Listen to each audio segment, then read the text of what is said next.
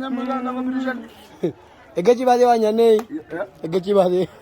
Maali na kare na fa na mai nasu ton oji daga de gwada shakala ga darwa da daga damet. Sambusa to adi akko ya wa sambusa na taritu. Meeqa silaamoo. Meeqa. Maybe ni na mintu de wa nyanna. Sambusa tokko bilishan. Wallahi sambusa tokko bilishan la. Abba. Sambusa tokko bilishan. Sambusa tokko bilishan. Sambusa tokko. Ila so.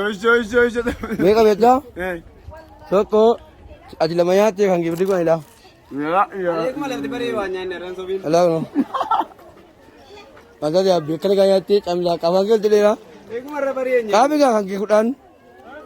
Qaamlaa kimi yaan dhanko kudhan. Hawwateera. Maali di debisan. Innaa. Wallahi gua. Kunoo. Kana wanda beeka bale. Ani hin quufne. Hin quufne. Laa gibri beeka lagatte. Sambusa tokko bilishan. Bilishan. Waa bareedaadha baay'ee. Sambusa tokko bilishan. Walii galtee barramne kaale jira wajjiniin. Shambuuticha kanatti gurguddistee ofii akka kana nyaattee rawaata. Wanti baasutti fakkaata. Siyoo meeqa dirree qaba mana keessa. Sagal gala kamaan amma ammoo hojjetaa irra Ay gaafiidha. Sambusa tokko bilishan. Kan jaasatti si jira dheeraa meela lenga balu. Kan jaasatti. Sinaa jedhamsana. Kan jaasatti abbaa manaa siiti.